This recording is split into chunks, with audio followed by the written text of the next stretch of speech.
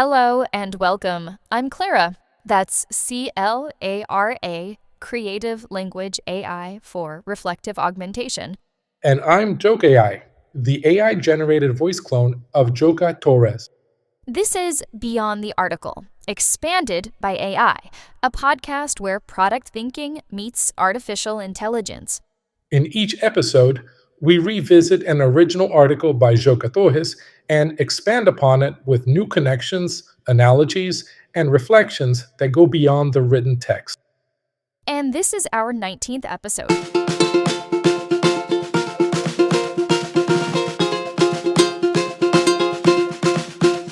Today, we are going to discuss the article titled Product Operating Model and Product Culture, Different Names, Same Outcome.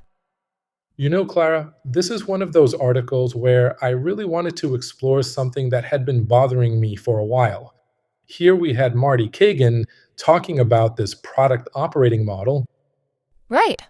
and I had been writing about product culture for years based on my experiences at companies like Loca Web, Jim Pass, and Lopez. And suddenly I realized wait, we're talking about the same thing. That's fascinating. So you had these two completely independent frameworks emerging from different contexts, but essentially describing the same transformation. Exactly.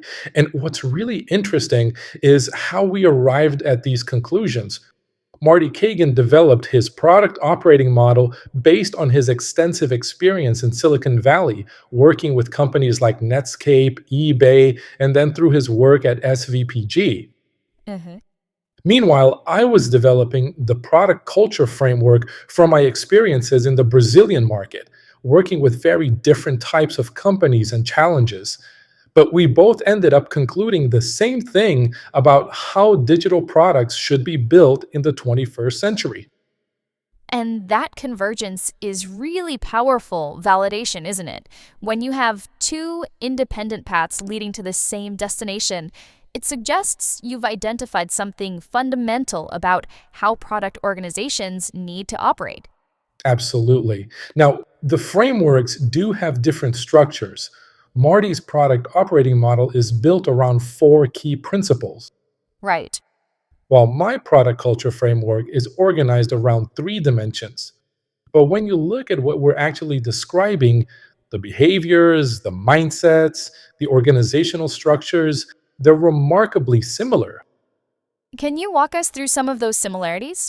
I think it would be helpful to see how these different approaches map to each other. Sure. Both frameworks emphasize the importance of outcome oriented teams rather than output oriented ones.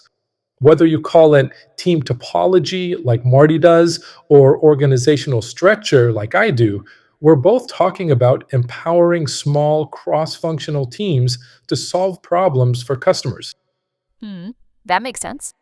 Both frameworks also stress the critical importance of discovery and validation.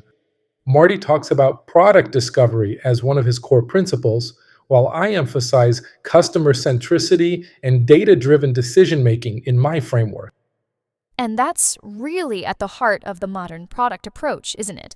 This idea that you can't just build features because someone asked for them or because they seem like good ideas.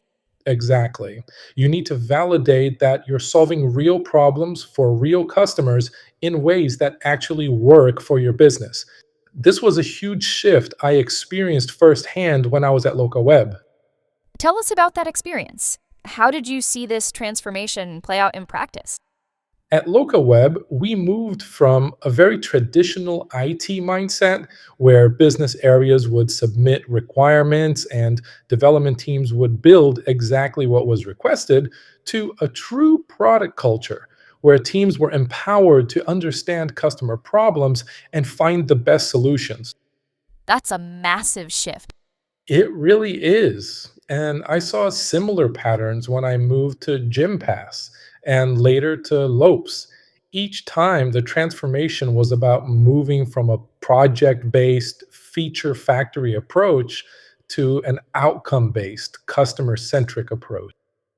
And this is where the cultural aspect becomes so important, right? Because You're not just changing processes or organizational charts, you're changing how people think about their work. I'm curious about the implementation challenges you encountered when organizations try to make this transformation from traditional IT or project based approaches to either a product operating model or product culture. What are the biggest obstacles they face? That's exactly why I chose to call it product culture rather than just product management or product process. Culture encompasses the behaviors, the mindsets, the shared assumptions about how work gets done. That's such an important question. The biggest obstacle is usually resistance from middle management.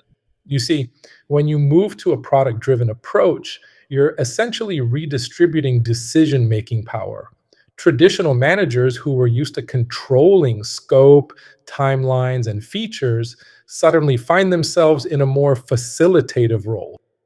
Right, that makes sense. They're losing their traditional sources of authority and control, but the new model requires them to develop entirely different skills around coaching and enabling teams. And Marty's operating model language captures something similar. It's about the fundamental way the organization operates, not just the surface level practices. Exactly. And then there's the challenge of measurement. In traditional project management, success is measured by whether you delivered what was promised on time and on budget. But in a product culture, success is measured by outcomes. Did you solve the customer problem? Did you move the business metrics? Many organizations struggle to define and track these outcome based metrics. What do you think explains this convergence? Why are these two different approaches arriving at such similar conclusions? And that shift in measurement philosophy requires a fundamental change in how organizations think about accountability, doesn't it? Instead of being accountable for following a plan, teams become accountable for achieving results, which requires much more autonomy and judgment. I think it's because we're both responding to the same fundamental shifts in how technology and markets work today. The pace of change is so fast, the competitive landscape is so dynamic that the old command and control project based approaches just don't work anymore. Absolutely. And another major challenge is the organizational structure itself. Most companies are organized around functional silos. You have your engineering department, your design department, your marketing department, but both Marty's operating model and my product culture framework require cross functional teams that can work together towards shared outcomes. Reshuffling those reporting lines and breaking down silos is incredibly difficult. Exactly. You need teams that can learn and adapt quickly. So, given these challenges, what strategies have you found most effective for organizations that want to make this transformation? Where should they start? Right. You need teams that can experiment, fail fast, learn from data, and iterate quickly. Whether you're a Silicon Valley startup or a Brazilian enterprise, these principles apply. Great question. I always recommend starting small with a pilot team or a specific product area where you can demonstrate success. At GymPass, for example, we didn't try to transform the entire organization overnight. We started with one team, one product area, and proved that the new approach could deliver better results. Once you have that proof of concept, it becomes much easier to expand the model. And that universality is really striking. It suggests what you and Marty have identified isn't just a trendy methodology, but something more fundamental about how effective product organizations need to work in the digital age. That's a smart approach, using success to create momentum rather than trying to mandate change from the top down. What role does leadership play in these transformations? That's my belief. And I think the fact that we arrived at these conclusions independently from different backgrounds and different markets actually strengthens the case for both approaches. Leadership is absolutely critical, but not in the way many leaders think. It's not about being the visionary who dictates the product strategy. Instead, it's about creating the conditions for teams to succeed. Leaders need to remove obstacles, provide clear business context and constraints, and protect teams from organizational antibodies that might try to pull them back to the old way of working. Absolutely. It's like when scientists in different parts of the world discover the same natural law independently, it suggests you've identified something real and universal. I'm interested in how these frameworks apply to different types of organizations. Do you see differences in how a startup versus a large enterprise might approach implementing either a product operating model or product culture? That's a great analogy. And I think for practitioners, it means they have options. Some organizations might resonate more with Marty's four principle structure, others might find my three-dimensional framework more intuitive. But either way, they're working towards the same transformation. Absolutely, there's significant differences. Startups often have an advantage because they can build these practices from the ground up. They don't have legacy processes or established power structures to overcome, but they face different challenges. They might lack the maturity in measurement systems or the experience to know when to pivot versus when to persevere. And that transformation is really about moving from a world where technology serves predetermined business requirements to a world where technology and business strategy co evolve through continuous learning and experimentation. And on the enterprise side, I imagine the challenges are almost opposite lots of established processes and expertise, but also lots of inertia and complexity. Beautifully put. That's exactly what both frameworks are driving toward. This integration of technology capabilities with business strategy through a customer centric, outcome oriented approach. Exactly. Large enterprises have resources and data that startups can only dream of, but they also have compliance requirements, regulatory constraints, and complex stakeholder relationships that make rapid experimentation much more difficult. At Lopes, for instance, we had to navigate real estate regulations while still trying to innovate in the digital experience. Well, this has been a fascinating exploration of how different paths can lead to the same essential insights about product development and organizational design. Looking forward, how do you see these frameworks evolving? Are there emerging trends or new challenges that might require updates to either the product operating model or product culture approaches? That's fascinating to think about.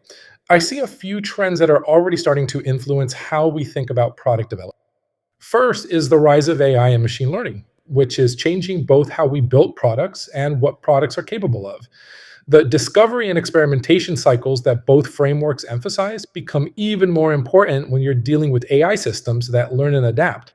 To read the original article and explore more content from Joka Torres, visit gyaco.com. That's GYACO. That's a great point. AI introduces a level of unpredictability that traditional project management approaches simply can't handle.